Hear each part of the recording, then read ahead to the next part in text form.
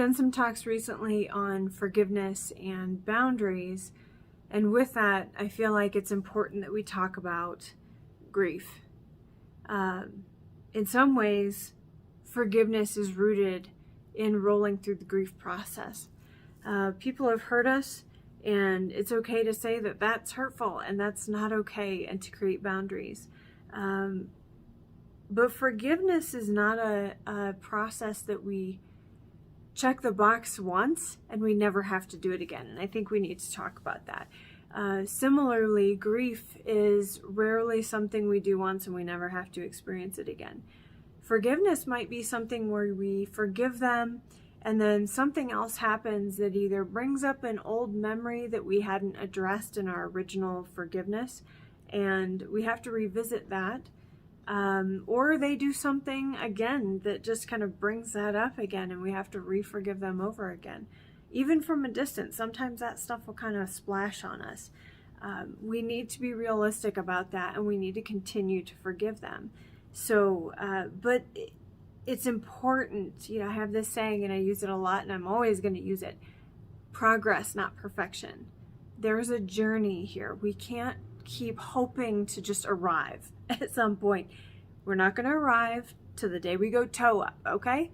And at that point, we've arrived to somewhere, and hopefully you know where that somewhere is going to be. But between now and then, it is a process. It is a process, so we may have to revisit some of these things. But it doesn't mean that just because something else comes up that I have to start all over, and I never forgave them in the first place, and it was all for nothing. And it's not scrapping it and starting completely at the beginning. It is saying, I've already done this process, now I need to add this piece of it into it. I'm just adding to.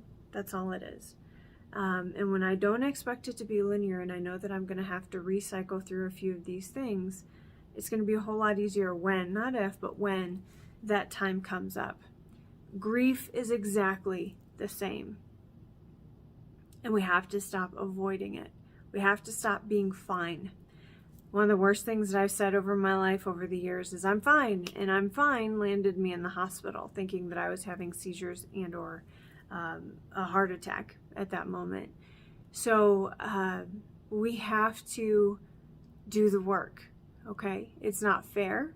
And there's a lot of work that, we were watching our parents grow up. We were watching our grandparents grow up. There's a lot of things that weren't addressed that are generational that we have to do the work for. But stop looking for a shortcut. Sit with it, take the time, and give yourself some grace that if you have to revisit some pieces of it, that's okay. But if it's helpful, I'll give you a story to close. If any of you have ever seen the movie Forrest Gump, and there's a scene in there where you see little Jenny, and she's out in this field, and you hear her dad in the house, and he's throwing things or breaking things and screaming, and you know something really bad has happened. This little girl's out in that field hiding from her dad, and she's crying, and you just know something tragic has happened to this child, and your heart breaks for her.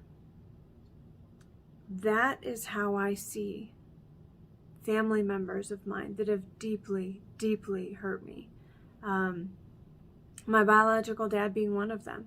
If I see him with full awareness and recognition that as an adult, he's still very dangerous and I need to have boundaries and all of these things, right? But I can set that free and I can forgive him and I can let go all of the